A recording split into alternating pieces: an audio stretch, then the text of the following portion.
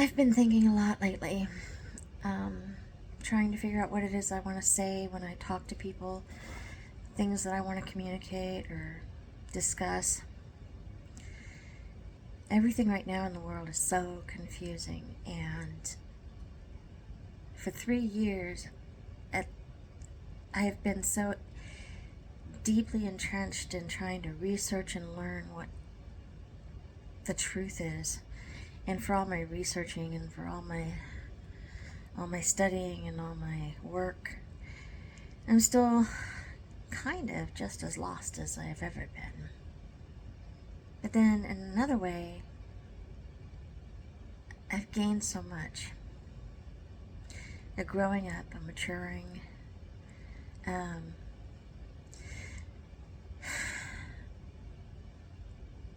there are so many of us in the world right now who are trying to fight what we feel are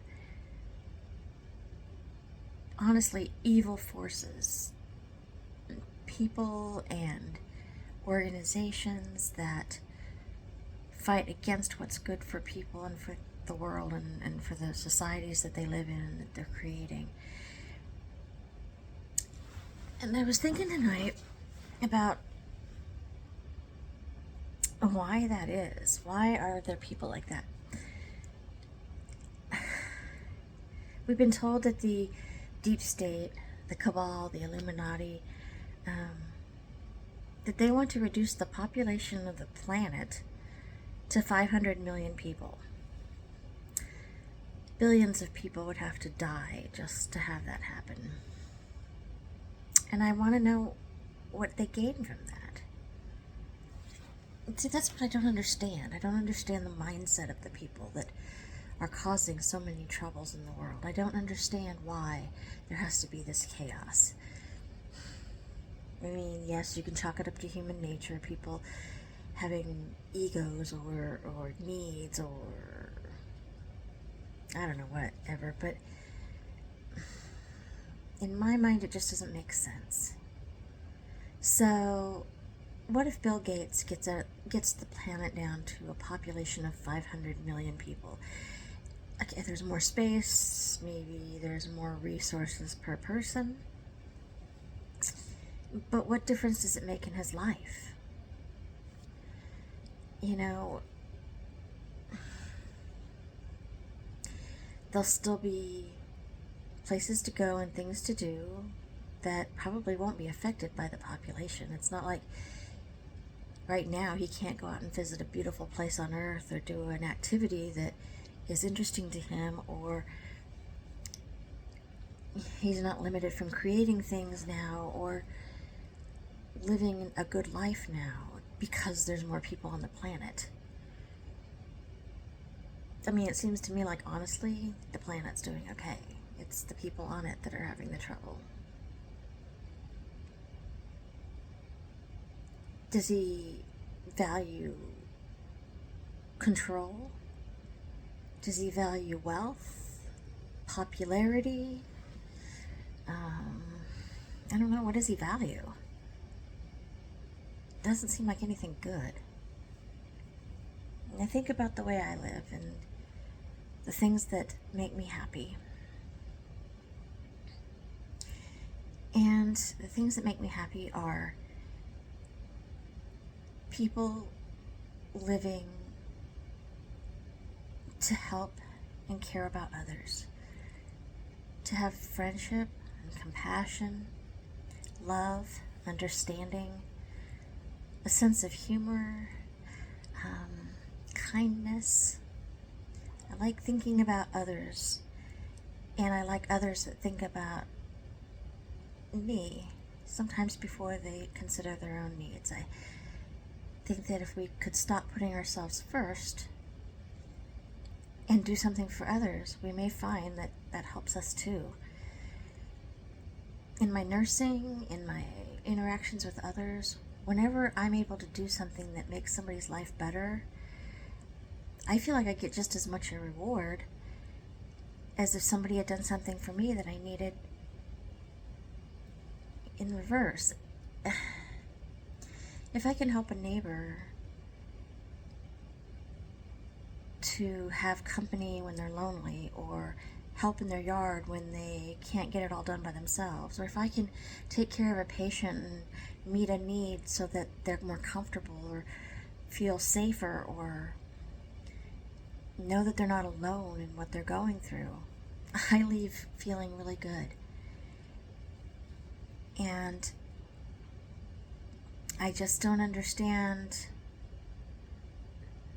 why these people would serve some evil notion that control or popularity or position or power is somehow more valuable than that. So say you can control people because you have great wealth or you have great influence. But those people, do they really care about you, or are they just controlled by you? I was thinking about that tonight. I was praying about that tonight, and I was asking God, why? Why would they value that over genuine love and care and compassion? To have people truly care about them because of who they are and not what they can do or not do for you. Why would you crave popularity and idolatry when the people that would worship you or idolize you, like these Hollywood stars or these people that think that they have attention, they need the attention of people, why would you value that? Because they don't know you as a person. They don't know the real you. They don't know anything about you. So the idolatry, the fanaticism, the whatever it is, it means nothing because it's not based on who you are. It's based on some image that's been created. I got to asking God, why is it that an angel of light could have so much darkness? Why is it that an angel that God created would fight to have control and be greater than God?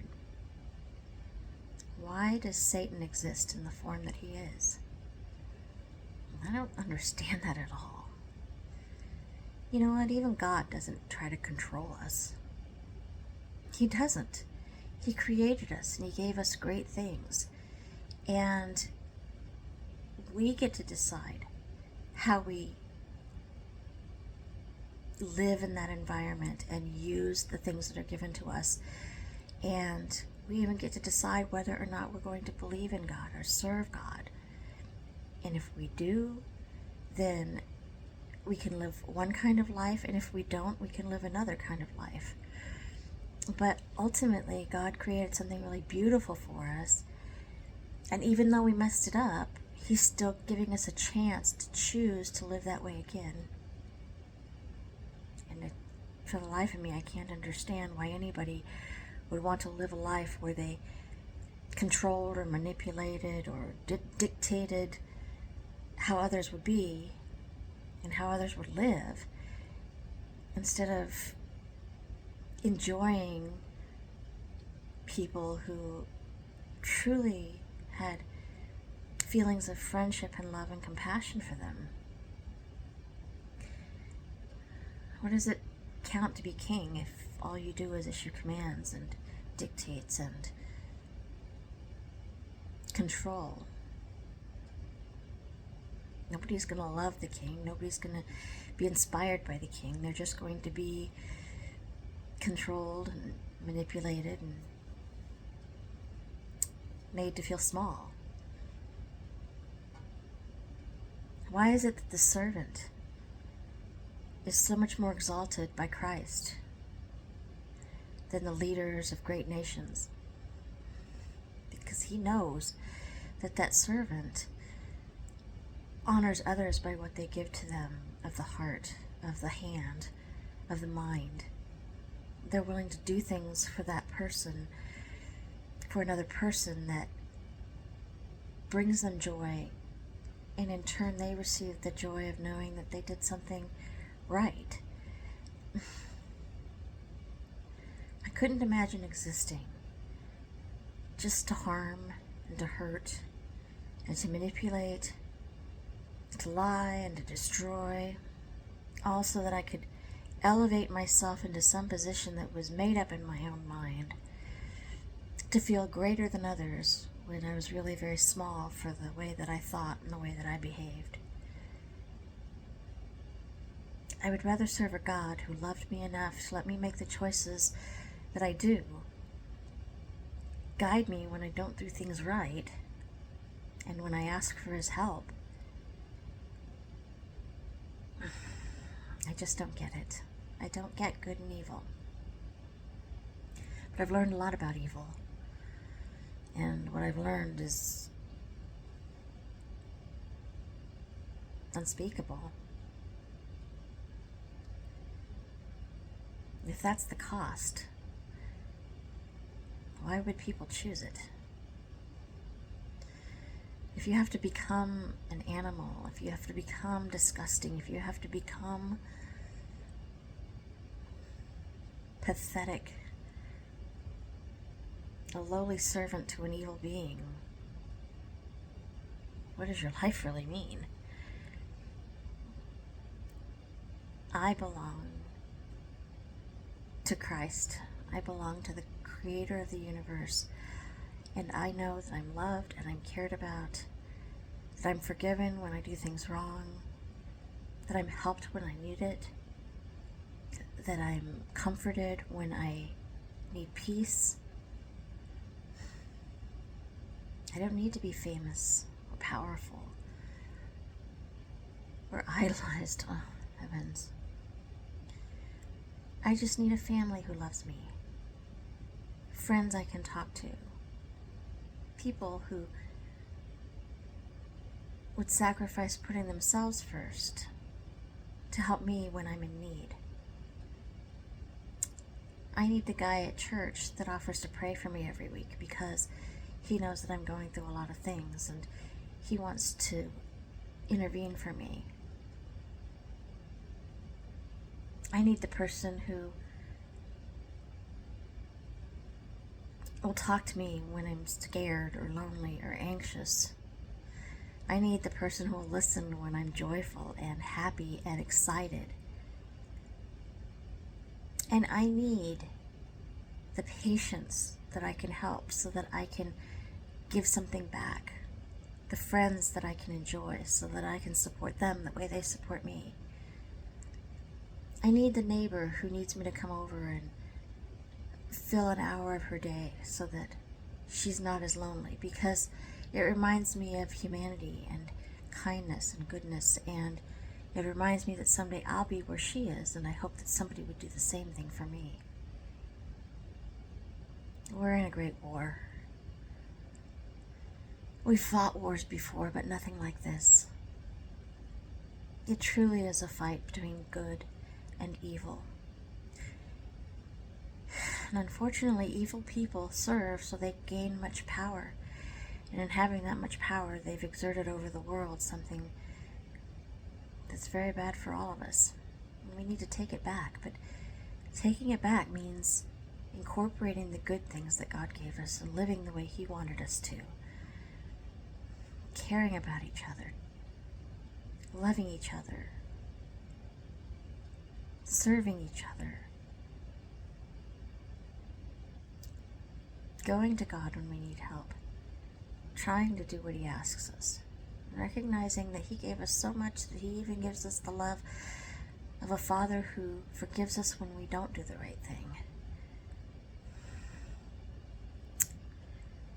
I think that the more people that join that side of the fight are going to be victorious. Because power and corruption and manipulation and ego, they only get you so far. But love gets you much further. So that's my thoughts for the day, and I thank all of you who support and care and lift me up every day, guide me, think about me.